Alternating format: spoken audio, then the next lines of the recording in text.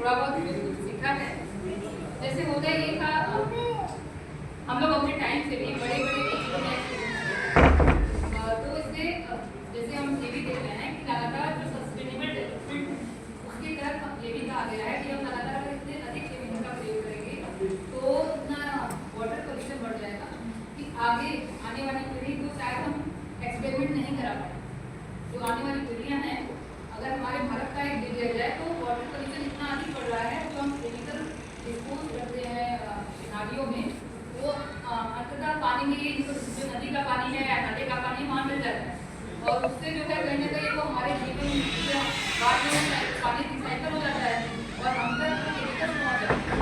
तो इसकी तरह जो है जैसे एक्सपेरिमेंट है जिसको हम एक प्लास्टिक टिप में करते हैं, जिसे हम कहते हैं माइक्रो स्केल केमिस्ट्री कहते हैं या ग्रीन केमिस्ट्री कहा जाता है उसको। इससे हम क्या करें कि केमिकल का इतना थोड़ा प्रयोग करें और लैमिनेटेड शीट पे करके उसको हम टिश्यू पेपर से निकाल सकते हैं और लगातार 2-3 साल लैमिनेटेड शीट का प्रयोग भी करते हैं। तो ऐसे करीब मैंने 50 एक्सपेरिमेंट मेरे पास है, जो कि ऐसा नहीं है कि मैंने इसे अकेले ही किया है।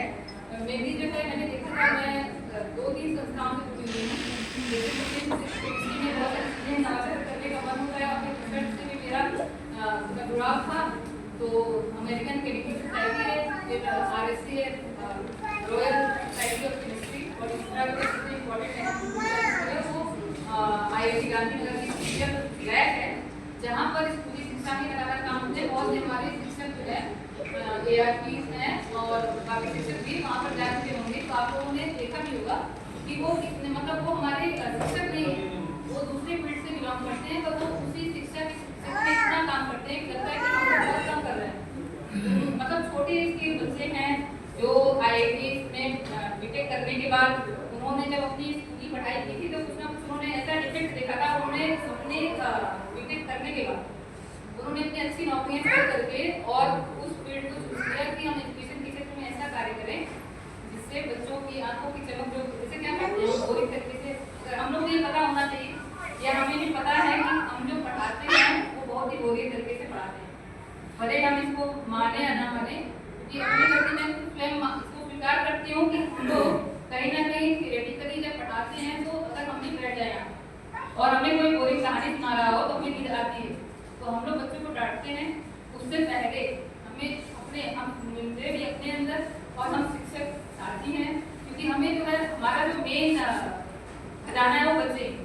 भले ही हम इधर उधर करके अपने आप को समझ रहे हैं कि अब तो बहुत बड़े अधिकारी हो गए हैं, इधर जैसे मान लीजिए कि आप जो है इलेक्शन का काम करेंगे, आप ये करेंगे वो करेंगे, तो आज भी उसी तरीके से पढ़ाया है। तो कल हम सड़क पे होंगे और हमारे ऊपर उनकी जो है जो भी चीज़ें होंगी वो हमें झेलेंगे और पूरी सोसाइटी झेलेगी।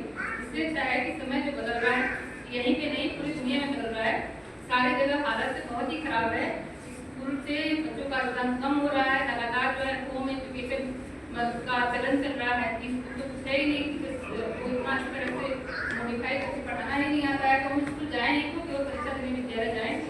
मतलब हम सबके घर में भी ऐसा चल रहा है, बच्चे बैठ जाते हैं कहते हैं स्कूल क्यों जाए, ये ताकि बच्चे थोड़ा सा अंतर करते हैं। ऐसा नहीं कि मेरे बच्चे बहुत अंतर करते हैं, उनको मैं बार बार बोलती हूँ तो भी वो अपने अंदर सुधार नहीं करते हैं। इसका मतलब है कि ये इतने ज़्यादा डेट्स बन गए हैं, क्या बात है नहीं कर सकते हैं कि वो सुनना चाहते ही नहीं है। आप कुछ भी बोले तो बदलने की तैयारी, ऐसा नहीं है कि बच्चों की गलती नहीं है। और उनकी गार्जियन में हम सरकारी स्कूल के टीचर्स हैं तो यहाँ पर जो है और भी हालात हमारे खराब है। टीचर के भी तीनों पिलर्स खड़े नहीं हैं, टीचर केवल जो है परेशान है, गार्जियन कुछ परेशानी नहीं है क्योंकि उसका बहुत बड़ा पैसा नहीं जा रहा है सरकारी विद्यालय में।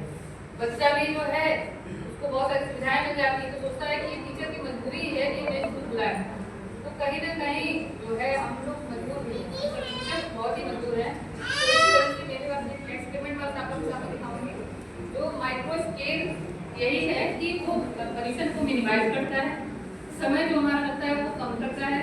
दूसरे जो हम रिजल्ट देखना चाहते हैं, जैसे टेस्ट में हमें थोड़ा सा इंतजार करके देखना पड़ता है, वो बहुत ही कम समय में ही रिजल्ट होता है, उसको दिखाता है। ऐसा नहीं इसके दुष्परिणाम नहीं है, दुष्परिणाम भी बहुत सारे हैं। जैसे कि अगर हमारे पास सुविधाएं नहीं है, सुविधाओं का मतलब है कि डेफिनेशन करने के लिए सीटी नहीं है और हमारे पास जो है ऐसे इक्विपमेंट ही नहीं है कि हम केमिकल किसमें रखें। ऐसा भी बहुत सारी जगह है, 99% जगह है कि जो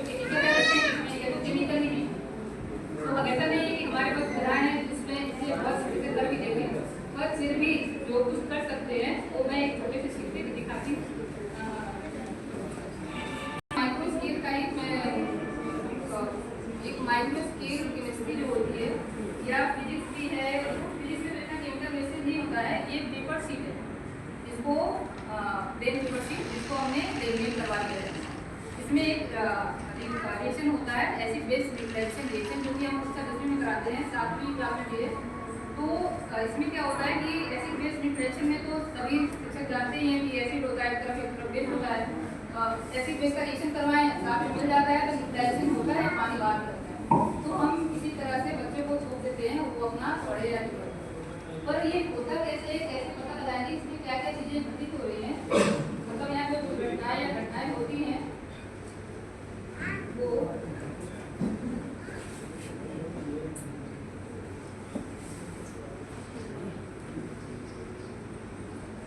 सोडियम बाइकार्बोनेट है और इसमें जो है सिट्रिक एसिड है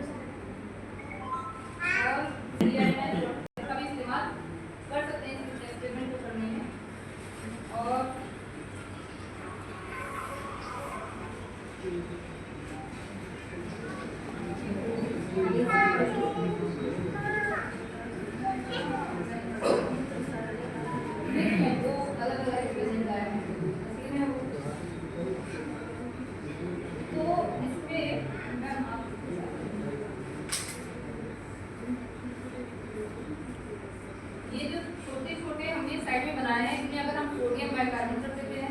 यहाँ पर सिट्रिक एसिड रख देते हैं, बस एक जैसे हम सब्जी पर नमक देते हैं उसी हिसाब से उतना ही देंगे।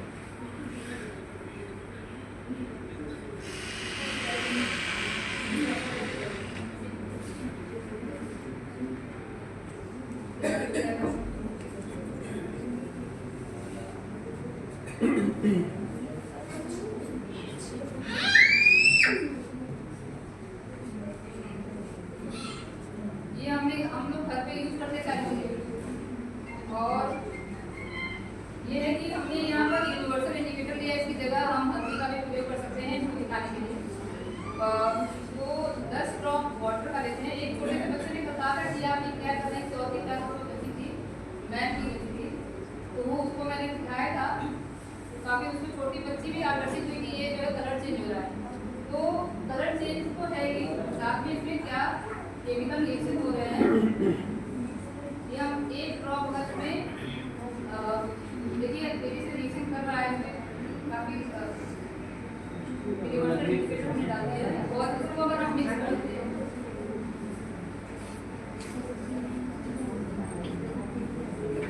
वो अगर हम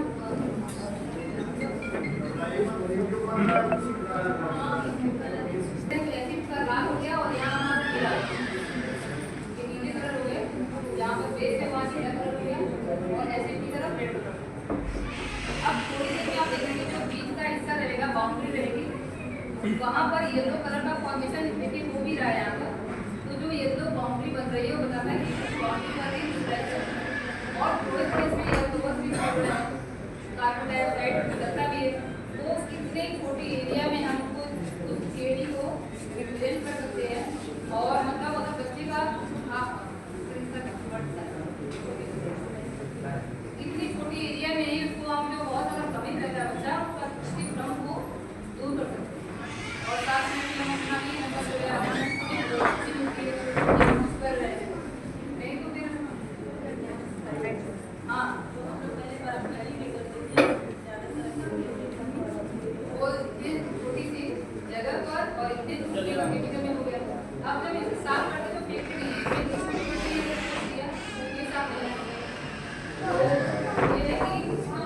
इसका मेन उपयोग है माइक्रोस्केल केमिस्ट्री का, जो मतलब पूरी दुनिया इसी पर चलना चाहती है। जैसे American association of university teachers का ग्रुप है, उससे मैंने एक वेबिनार किया था, तो सारे इसी काम कर रहे थे कि जैसे जो है समान रूप से ऐसा नहीं कि हम हमेशा केमिकल ही पूछ रहे हैं, उससे हमारे केमिकल्स है, सामग्रियाँ हैं, उससे कैसे तो इसी की तरफ सारी दुनिया बढ़ रही है। जैसा किया जाए जिससे कि आगे आने वाली दुनिया भी को तनाव करने की खत्म हो जाए।